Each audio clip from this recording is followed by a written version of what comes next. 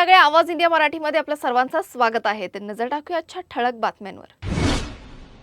पंतप्रधान नरेंद्र मोदी यांनी राज्यसभेत पश्चिम आशियात सुरू असलेल्या अमेरिका-इस्रायल-इराण संघर्षावर सविस्तर निवेदन दिले। या युद्धामुळे जागतिक ऊर्जा संकट निर्माण झालं असून त्याचा भारतावरही परिणाम होत असल्याची त्यांनी माहिती दिली आहे। स्ट्रेट ऑफ हॉर्मुझमध्ये अनेक जहाजे अडकली असून त्यावर मोठ्या प्रमाणात भारतीय क्रू मेंबर्स आहेत। ही बाब चिंतेची असल्याचं मोदी म्हणाले। आखाती देशांमध्ये राहणाऱ्या सुमारे 1 कोटी भारतीयांच्या सुरक्षिततेकडेही सरकार लक्ष देत आहे। ऊर्जा सुरक्षेबाबत बोलताना त्यांनी सांगितलं की भारताकडे पुरेसा क्रूड ऑइल साठा आहे आणि पेट्रोलियम रिझर्व्ह मोठ्या प्रमाणात वाढवण्यात आले। तसेच ऊर्जा आयात करणाऱ्या देशांची संख्या 27 वरून 41 पर्यंत वाढवण्यात आली आहे। राज्य सरकारांना त्यांनी 2 महत्त्वाचे निर्देश दिलेत। आवश्यक वस्तूंच्या किमतींवर नियंत्रण ठेवणं आणि साठेबाजी आणि काळा बाजार करणाऱ्यांवर तातडीने कठोर कारवाई करणं। महागाईपासून जनतेचं संरक्षण करणं ही सरकारची प्राथमिकता असल्याचं त्यांनी स्पष्ट केलंय। युद्धाच्या परिणामांना तोंड देण्यासाठी केंद्राने मंत्री गट स्थापन केला असून आंतरराष्ट्रीय स्तरावर संवाद वाढवून संघर्ष थांबवण्याचे प्रयत्न सुरू असल्याचंही मोदींनी सांगितलं आहे। सर्वोच्च न्यायालयाने आज एका निकालात स्पष्ट केलं की अनुसूचित जातीच्या किंवा अनुसूचित जमातीच्या लाभांसाठी पात्रता केवळ हिंदू, शीख किंवा बौद्ध धर्मियांपुरती मर्यादित आहे। जर एखाद्या व्यक्तीने ख्रिश्चन, मुस्लिम किंवा इतर कोणताही धर्म स्वीकारला तर ती व्यक्ती तांत्रिकदृष्ट्या अनुसूचित जातीत राहणार नाही आणि SC/ST अत्याचार प्रतिबंधक कायद्याअंतर्गत संरक्षण देखील मिळणार नाही। हे निरीक्षण PK मिश्रा आणि NV अंजारिया यांच्या खंडपीठाने केलं असून 1950 च्या आदेशाचा आधार देत निर्णय दिला आहे। कोर्टाने नमूद केलं की धर्मांतरामुळे मूळ जातीय ओळख कायदेशीररित्या संपतं आणि ख्रिश्चन धर्मात जाती व्यवस्था अधिकृतपणे मान्य नाही।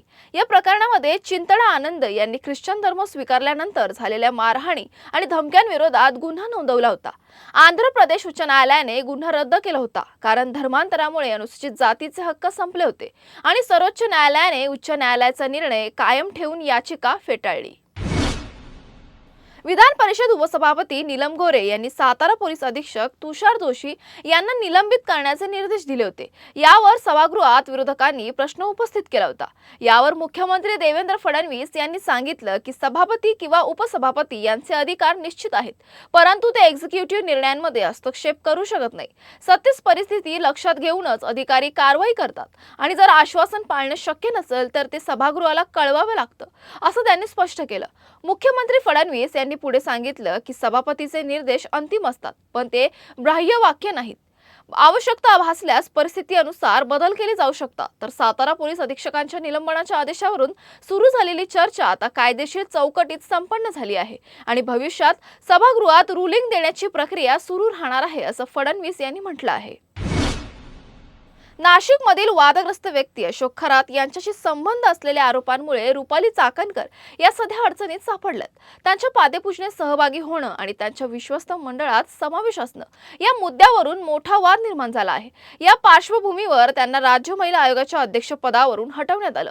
दरम्यान अजित पवार यांच्या राष्ट्रवादी काँग्रेस पक्षाच्या महिला प्रदेशाध्यक्षपदावरूनही चाकणकर यांना हटवण्याची मागणी पक्षातील काही महिला नेत्यांकडून केली जाते। या संपूर्ण प्रकरणावर पक्षाचे प्रदेशाध्यक्ष सुनील तटकरे यांनी सुरुवातीला स्पष्ट भूमिका घेण्याचं टाळलं होतं, मात्र आता तटकरे यांनी या विषयावर आपली भूमिका जाहीर केली असून पक्षांतर्गत चर्चेनंतर पुढील निर्णय घेतला जाईल असे संकेत दिले आहेत। नाशिकमधील भोंदूबाबा अशोक खरात प्रकरणात आज न्यायालयाने मोठा निर्णय दिलाय। आरोपी अशोक खरात याला पोलीस कोठडीत 29 मार्च पर्यंत ठेवण्याचे आदेश देण्यात आलेत। प्रकरण संवेदनशील असल्यामुळे न्यायालयात कडेकोट बंदोबस्त ठेवण्यात आला होता। कोर्टात हजर होण्यापूर्वी अशोक खरात याची जिल्हा रुग्णालय वैद्यकीय तपासणी करण्यात आली। त्यानंतर त्याला कडेकोट पोलीस बंदोबस्तात न्यायालयात हजर करण्यात आलं।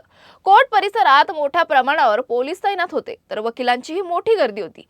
SIT अधिकारी किरण कुमार सूर्यवंशी यांनी न्यायालयात तपासाची माहिती मांडताना अनेक धक्कादायक खुलासे केले। त्यांनी सांगितलं की आरोपी महिलांना खडे पेढे देऊन आणि पाण्यात काही पदार्थ मिसळून देत असं, त्यामुळे ह्या अस्वस्थ होत्या आणि त्यानंतर त्यांचं शोषण केलं जात होतं। तपासात आरोपीच्या फार्म हाऊसमधून पिस्तूल, काडतुसं, रोकड आणि इलेक्ट्रॉनिक साहित्य जप्त करण्यात आलं। काही काडतुसे फायर झाल्याचे आढळले असून त्यांचा वापर कुठे झाला याचा तपास सुरू आहे। सरकारी पक्षाने काही प्रकरणांमध्ये नरबळीचा संशय देखील कोर्टात मांडला आहे। बीड जिल्ह्याच्या मस्साजोग गावचे सरपंच संतोष देशमुख यांची हत्या झाल्यानंतर 14 महिन्यांहून अधिक वेळ उलटला आहे। या प्रकरणी आरोपींना अटक करण्यात आली आहे, मात्र मुख्य आरोपी कृष्ण आंधळे अजूनही फरार आहे। या पार्श्वभूमीवर सीआयडीने कृष्ण आंधळेची माहिती देणाऱ्या व्यक्तीस 1 लाख रुपयांचे बक्षीस देण्याची घोषणा केली आहे। तसेच माहिती देणाऱ्यांचे नाव गुप्त ठेवण्यात येईल। आरोपी पकडण्यासाठी सीआयडी आता ऍक्शन मोडमध्ये आली आहे। मुंबई आणि कोकणातील प्रवाशांसाठी अत्यंत महत्त्वाची असलेली दादर रत्नागिरी पॅसेंजर ट्रेन पुन्हा दादर स्थानकापर्यंत चालवावी अशी मागणी मनसेने केली आहे। आधी ही ट्रेन दादर ते रत्नागिरी अशी चालवली जात असे, मात्र गेल्या काही वर्षांपासून रेल्वे विभागाने कोणतेही कारण न देता ती फक्त दिवा स्थानकापर्यंत मर्यादित केली होती। मनसेच्या नेत्यांनी सांगितलं की या बदलामुळे कोकणातील प्रवाशांना प्रचंड गैरसोय होते। दादर रत्नागिरी पॅसेंजर ट्रेन कोरोनाच्या काळात बंद होती, नंतर परत सुरू करण्यात आली, परंतु फक्त दिवा स्थानकापर्यंतच चालते। रेल्वे विभागाने दादर पर्यंत ट्रेन सुरू करण्यास नकार दिला होता। मनसेचे नेते संदीप देशपांडे आणि नितीन सरदेसाई यांनी चेतावणी दिली की 15 ते 20 दिवसांच्या आत ही मागणी मान्य न झाल्यास मनसे स्टाईल उत्तर दिले जाईल, असा इशारा मनसेचे नेते नितीन सरदेसाई यांनी दिला आहे। भारतीय रेल्वेने कन्फर्म तिकीट रद्द करण्यासंदर्भात नवे नियम जाहीर केले आहेत। या नव्या नियमानुसार तिकीट रद्द करण्याच्या वेळेनुसार परताव्याची रक्कम ठरवण्यात येणार आहे। जर प्रवाशाकडे कन्फर्म तिकीट असेल आणि ट्रेन सुटण्यापूर्वी 72 तासांच्या पेक्षा अधिक तिकीट रद्द केलं तर त्याला जास्तीत जास्त रिफंड मिळेल। या प्रकरणात फक्त किमान रद्द शुल्क वजा केले जाईल। ट्रेन सुटण्यापूर्वी 72 ते 24 तासांच्या दरम्यान तिकीट रद्द केल्यास तिकिटाच्या एकूण रकमेपैकी 25% रक्कम वजा केली जाईल आणि उर्वरित रक्कम परत दिली जाईल। त्याचप्रमाणे ट्रेन सुटण्यापूर्वी 24 ते 8 तासांच्या कालावधीत तिकीट रद्द केल्यास 50% रक्कम कपात होईल आणि उर्वरित रक्कम प्रवाशाला मिळेल। मात्र ट्रेन सुटण्यापूर्वी 8 तासांच्या आत तिकीट रद्द केल्यास कोणताही रिफंड दिला जाणार नाही। तिकीट रद्द करण्याच्या प्रक्रियेतही बदल करण्यात आलेत। आता काउंटरवरून घेतलेले तिकीट कोणत्याही रेल्वे स्टेशनवर रद्द करता येणार आहे। तसेच ई तिकीट धारकांना TDR फाईल करण्याची गरज राहणार नाही आणि रिफंड आपोआप खात्यात जमा केलं जाईल। हे नवे नियम 1 ते 15 एप्रिल दरम्यान लागू होण्याची शक्यता आहे। दरम्यान रेल्वे तिकीट बुकिंग संदर्भातील नियमांमध्येही बदल करण्यात आले असून आता प्रवासी 60 दिवस आधी तिकीट बुक करू शकतात। तुर्तास वेळ झाली, इथेच थांबण्याची। नवीन बातम्या बघण्यासाठी पाहत रहा आवाज इंडिया मराठी, शोध सत्याचा।